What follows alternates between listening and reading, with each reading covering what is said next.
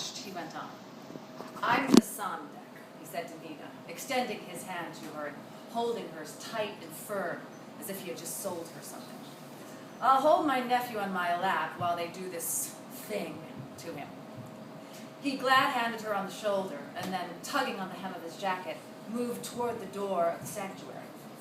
"What do you want to bet? When he grows up, he's going to come after me."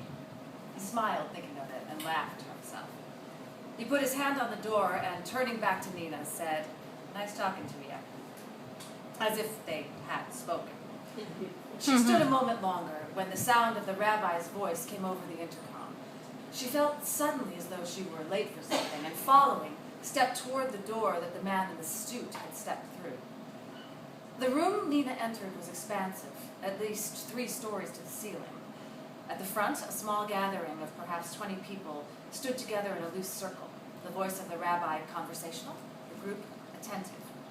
She guided the door closed behind herself and slipped into a seat at the back, where she was shadowed by an overhanging balcony. She unconsciously reached for a prayer book, but remembered that this was not church, and the words would mean nothing to her. She saw now that at the center of the gathering was the infant, held by a young father and the child's mother, who had a specific beauty of a woman who has recently given birth, awash in her own power and gratitude, a prayer herself.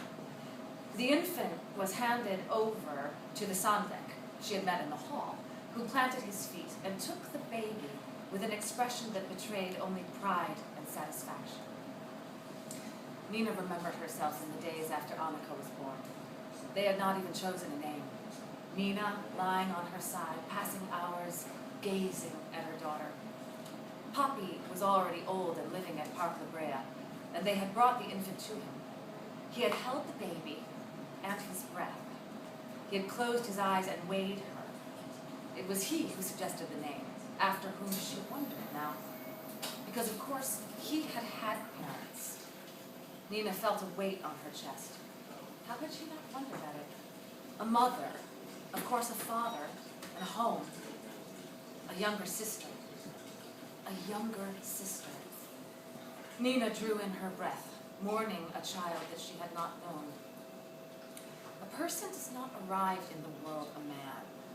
He was first a child, a son. Nina placed her hand on the back of the chair in front of her to steady herself, knowing at once that she had been complicit in her grandfather's deception, playing a game with him as a small girl where he would challenge her to hide. "Quick, quick," he would say, clapping his hands after her. "They're coming," rewarding her with his pride and pleasure at her cleverness at tucking into the wicker hamper, the narrow closet, silent behind his heavy cashmere coats.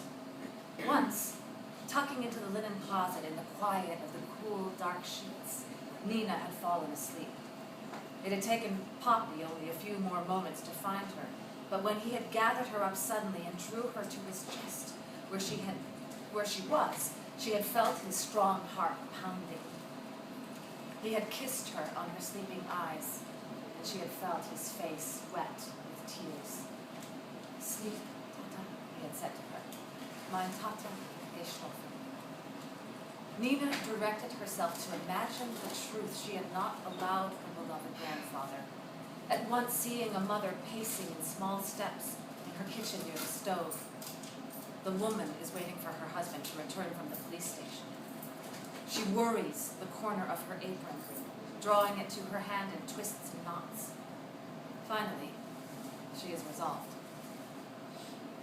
Nina sees now with breathtaking clarity as she examines her son and assessed that his wheat-colored hair and green eyes flecked with gold would save him. She takes a coat that is warm, what food he can carry, and pushes him with her own hand to start away. She stands at the edge of a dark forest, his infant sister in her arms, and lies to him with steady, dark eyes that she and his father will come soon. But he knows and she knows that she will never come. A light gasp was drawn from the family and friends who stood around the new Jew, and Nina, startled, caught her own breath. Nina rose from her seat and watched as the moyel offered a drop of wine to the infant. The mother had outstretched her arm as she unconsciously reached towards the infant, as if to stay the instrument. But in the end, had let it fall to her side, knowing, as she must, that she could not stop what lay